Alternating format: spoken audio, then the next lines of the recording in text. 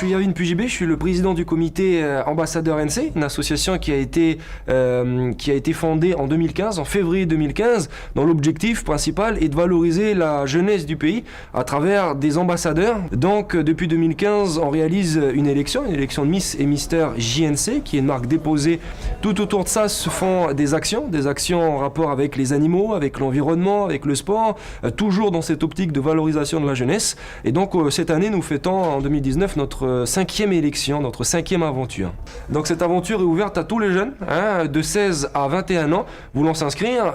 Les prochains castings auront lieu en fin d'année, en octobre et en novembre. Il y a également cette année une nouveauté, c'est le prix du projet. C'est-à-dire que chaque jeune se met en duo avec un autre candidat, une Miss, un Mister, pour pour former un projet. Donc là, on ne parle pas d'un projet, si je suis titré Miss, Mister, j'aimerais faire ça, ceci, non. Ce sont des actions qui sont menées durant 10 mois. C'est une aventure qui dure 10 mois justement pour mener à bien ce prix du projet. Donc avec des actions qui sont véritablement menées tout au long de ces mois, des actions qui touchent le pays. On a des actions en rapport avec les comportements à risque, les problématiques liées à l'environnement, aux animaux. On a également la gestion de l'agriculture et de l'élevage, au cœur également de l'actualité calédonienne. Après, nous, ce qu'on aimerait surtout faire transmettre par notre projet, c'est faire connaître cette filière-là.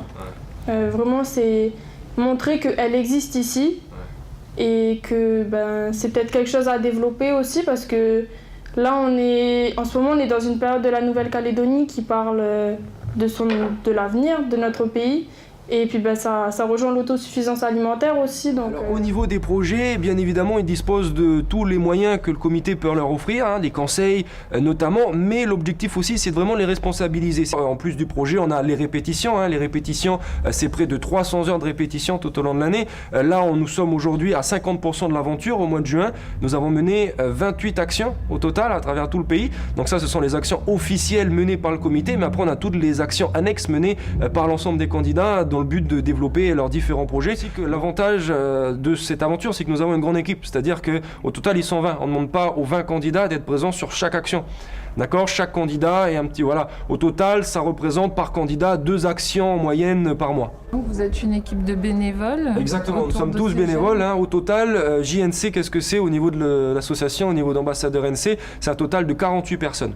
Les candidats JNC, oui, bien sûr. Alors, nous avons eu un casting le plus productif depuis la création de cette association, puisqu'au casting qui a eu lieu en décembre dernier, nous avons eu au total 54 inscriptions, filles et garçons mélangés, pour un total de candidats de 10 filles, 10 garçons. Donc, ils viennent de la province nord. On a des gens de Kawa, on a des gens de Kanala, on a des gens de Pointe-Bout, on a des jeunes de la province des îles aussi. On a Lifou, on a Ouvéa, on a Maré, et des jeunes de la province sud également. Donc, c'est vraiment, quand on parle de projet pays, c'est vraiment un projet pays, puisqu'on a des jeunes représentatifs de chaque commune, de chaque collectivité. À l'issue de l'élection, les candidats ont la possibilité de se présenter à une élection internationale, pas nationale, internationale, en Pologne, l'élection de Miss et Mister supranationale.